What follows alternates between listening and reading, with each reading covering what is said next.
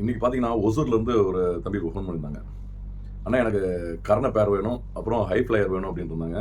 அப்போது நான் சொன்னேன் கர்ண ப்ளஸ் ஹை ஃப்ளையர் அப்படி இருக்குது, ரெண்டாவது ஹை ஃப்ளையர் இருக்குது, உங்களை எடுத்துக்கலாம் அப்படின்னேன். சரி எவ்வளோ அண்ணாங்க, ரேட் பேசியாச்சு. அதுக்கப்புறம் டிரான்ஸ்போர்ட்டிங் ஒரு விஷயம் இருக்குல்ல, டிரான்ஸ்போர்ட்டிங் கேட்டால் ஒரு ஏஜென்ட் மூலிமா கேட்டேன். அவர் என்னடான்னா 1200 கேட்குறாரு. முன்னாடி ஒருத்தர் கேட்டார்ல, அது மாதிரி இங்கேயும் ஒரு கேட்டார். இது என்ன ஊர்னா பெங்களூர் போகக்கூடிய வண்டியில் ஒசூரில். புரியல, ஒரு சீட்டாக கொடுத்து அனுப்புறீங்க. இப்போது ஒரு ஏசி கோச்சு அப்படியே ஒரு சீட்டு சாஞ்சிட்டு இருந்த ஒரு அட்டைப்பெட்டியில் ஒரு 2 புறா 3 புறா போட்டு கொடுக்க போகிறோம்.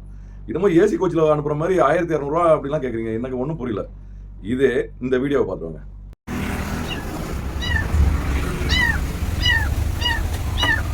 பூனை இதில் இருக்கு.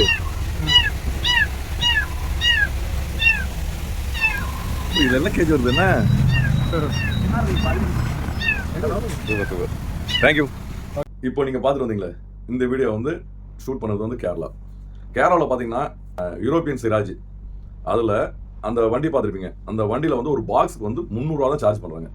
அதில் நம்ம தான் எத்தனை பேர்டு வேணாலும் போடலாம், உங்களுக்கு பேர்டு கணக்கு கிடையாது. நீங்கள் அதை இடிச்சு வச்சுக்கிட்டாலும் சரி தான், இல்லை பேர்டு ஃப்ரீயாக வரணும் அப்படின்னு 2 பேர்டு போட்டு அனுப்பிச்சாலும் அதான். அதில் பார்த்தீங்கன்னா அந்த வண்டியில் நாய், பூனைக்குட்டி, என்ன வேணாலும் பெட்ஸு, நம்ம வீட்டில் வளரக்கூடிய மீன், என்ன வேணாலும் அதில் போட்டு அனுப்பலாம். அப்படி இது வந்து கேரளா கவர்மெண்ட் பர்மிட் கொடுத்து அனுப்புகிறாங்க. அவங்களும் நியாயமான மனுஷங்க. ஒரு பாக்ஸுக்கு 300 வாங்குறாங்க. ஆனால் நம்ம தமிழ்நாடு எதுக்கு எடுத்தாலும் துட்டு தான். ஏன்டா ஓவர் நைட்டில் ஒபாமா ஆயிரணுமா? இல்லை, எனக்கு ஒன்றும் புரியல. ஒரே நல்ல கோடீஸ்வரன் ஆயிரணுமா? என்ன நடக்குது? எதுக்கு எடுத்தாலும் துட்டுன்னா அள்ளி தின்னுட்டுருக்கீங்க. என்ன விஷயம்? மீடியமாக போங்கடா, வாழ்க்கை மீடியமாக போயிட்டு இருக்கோம். ஒரே அடியாக போட்டிங்கன்னா நீங்களும் ஒரே அடியாக டிக்கெட் வாங்கிடுவீங்க.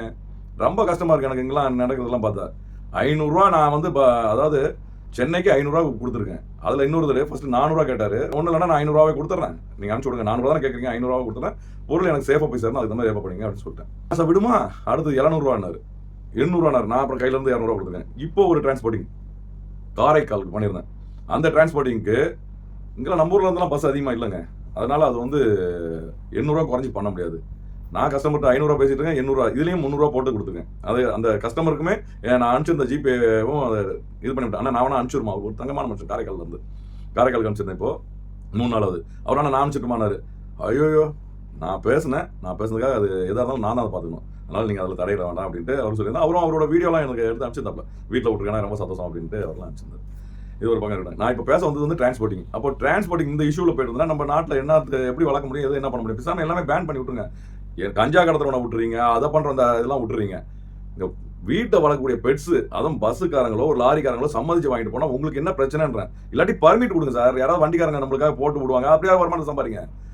ஒரு பர்மிட்டை போட்டு கொடுங்க. இதுக்குன்னு ஒரு வண்டியை நேமிங்க, இல்லை கவர்மெண்ட்லேருந்து ஒரு வண்டியை போட்டு விடுங்க தமிழ்நாடு ஃபுல்லாக.